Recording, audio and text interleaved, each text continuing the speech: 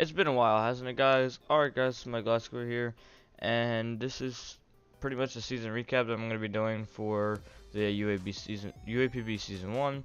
Since Season 2 is starting November 5th is when the first match is going to happen. The draft is started, and I will introduce my number 1 draft pick at the end of this video. But I first wanted to talk about how last season went for me. So, without further ado, let's get into the video. First round draft pick was Manaphy, which was something that I didn't use to its best ability. It had so much potential on my team, but it just wasn't something I was good at using. And having base 100 stats around the board was just so difficult for me to manage, finding a perfect EV spread for it, finding a perfect moveset for it. It was just so hard to use, and I just couldn't handle it that well, and I didn't ended up bringing it to a lot of games in the end of the season anyway.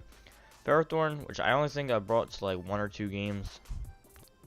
It was pretty like bulky defensive kind of thing, but I always preferred Registeel as a rocker over Ferrothorn, just because I didn't like it that much. And it's kind of unfortunate because Manaphy and Ferrothorn were 2 big parts of my water fire grass core.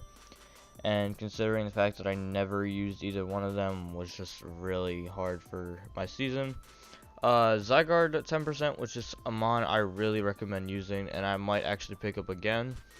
It's just incredible. It's really fast, although it doesn't hit as hard as it could.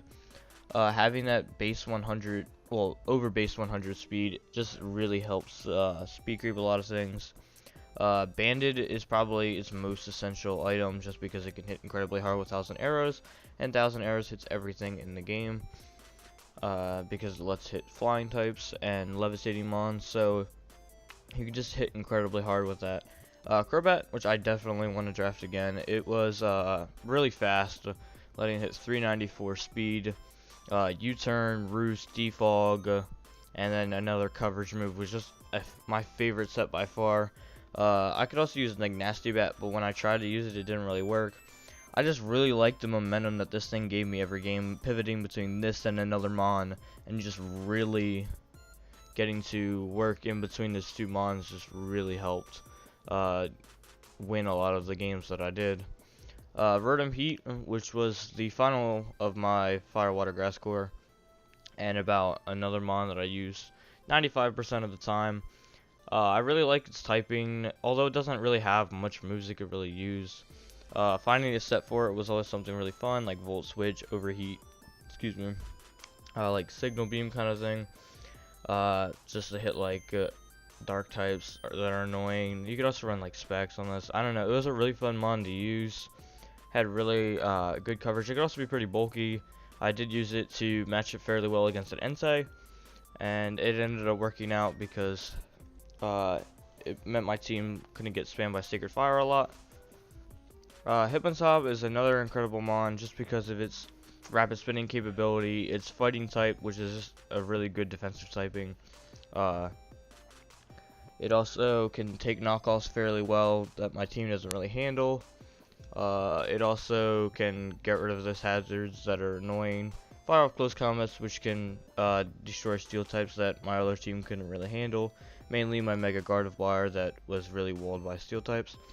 Next up, we did have Zebstrika, but we ended up trading it away for a Gourgeist.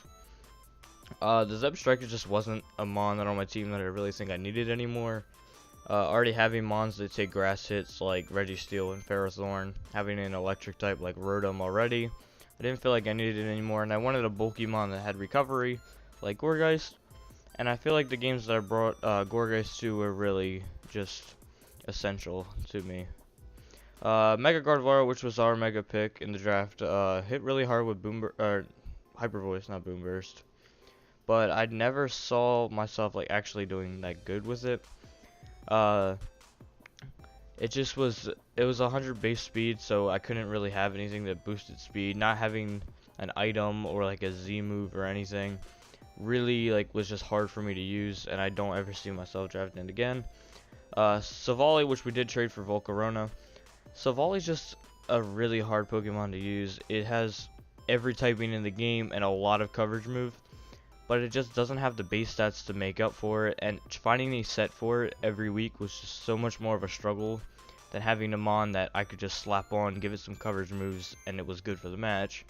I had to figure out what typing I wanted to be, what typing matched up against the entire team, what moves matched up against the entire team, and then trying to find an item on it.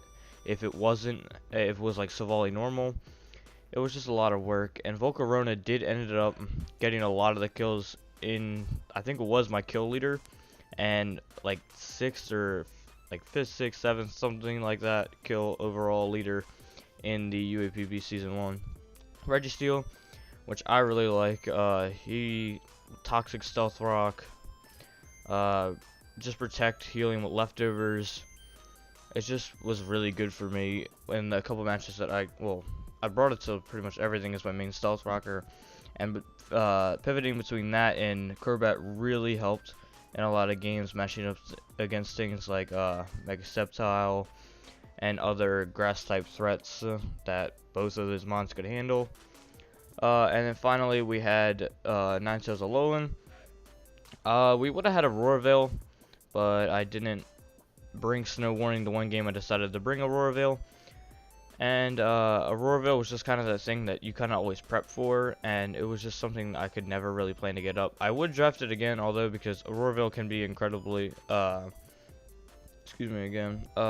can be incredibly annoying to deal with because of how much defensive properties it gives you, and especially behind some setup sweepers like Manaphy and Volcarona. It was definitely something I could have taken advantage of, but I was really unable to. Next up, I want to go through all the matches that we did get to play. Well, that we did play last season. We ended up a 5-7, which was not able to make playoffs. We did have a differential of +2, so it was definitely a lot better after the first 5 weeks where we got completely destroyed.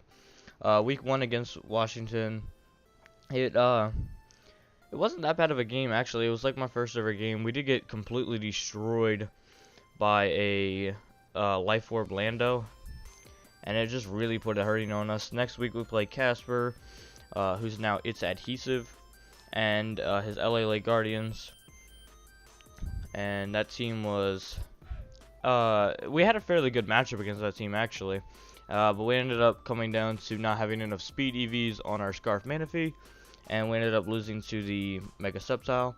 Week 3 we played Baltimore and ended up losing 6-0 to a Sandcore that I did not even know he had because of all the stuff, not even editing the doc or anything. The week after that, we ended up playing the Pittsburgh Piratas and coached up. Another game that it came right down to the wire. I had such a great matchup, but unfortunately we just weren't able to come away with a win, and we lost 0-1. Week 5, we struggled to get rid of a Florgus who ended up coal mining and destroyed our entire team. Week 6, we finally came back and turned it around and won that game against Nebraska Neuverns.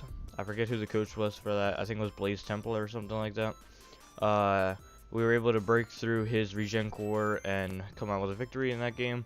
Then we came back next week and lost to a dual dancing Terrakion, which was really unfortunate. Then we went next week and played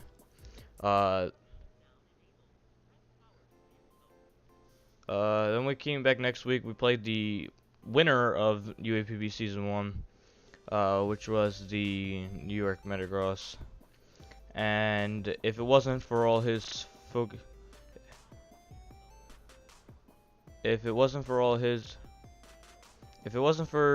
his Focus Blast misses, we would have never even been that close to it. Then we had a rematch against the Washington Weaviles, which we were able to come away with a win. I believe it was just switching between Crobat and him on top that really just whittled away his team and let something sweep him. We then went next week against the Bristol City Bandits, and 1,000 Arrows just completely destroyed him. Choice Bandit Zygar went off that game. He did not have a switch in for it at all, but I didn't sweep with it that well, because I was scared of any random Scarf or any little thing that could have destroyed my chances of winning. So I did have to sack a lot of things just to ensure the win. Next week we played the Minnesota Monfernos, which was then played by the Geelong coach of the G-Long Torcats Crimson HIV, who replaced Flame Horizon, and we ended up winning because he missed a Stone Edge on our Volcarona, and Volcarona ended up sweeping to win the game. And then we played the LA Wish again, and we're able to come out with a victory against the LA Wish after a really well fought game. He ended up not bringing Mega Subs out, which I think was something he shouldn't have done. Although we did over prep for it, I feel like it should have came anyway, just because of how much it did to my team. But finishing 5-7, and then going on to go 3-1 in the IBA before we left that league, I feel like being 8-8 in leagues overall, not including the NDLS or any other leagues that I did off YouTube, I really feel like coming into the UAPB Season 2 is just going to be something that I can experience, and I feel like I have some, I can be well versed in this league as well. So without further ado, I'm going to talk about my first round draft pick, and that was Kieran B, which LA Lake Guardians had last year. And it's a mon that if you're a part of the NDLS and are watching this video, you guys seen me use it, and I really just love it as a Pokemon. It just has a lot of coverage moves and just really good stats overall. Just having 317 max speed, really incredible attacking power, Bolt Strike, or is it Fusion? I think it's Fusion Bolt. Ice Beam is just incredible stab. It doesn't have a good ice physical move, but with the ICMZ on the free shock can just do incredible amount of damage to things, and it's definitely something that I plan on using. So we shall see how this season goes so far, and we should have enough time for it since it does start in November, like I said. But this won't be the only video that you'll see today. I will have a video going up later, which will be a showdown live of some sort. I wanted to get back into everything, and of course, if you guys wanted to see more from me, I do plan on uploading at least once every week. Of course, with everything going on and still having school and all that going on, it's gonna be kind of rough to try to upload every day like I was for a little while. So yeah, hopefully you guys did enjoy the video.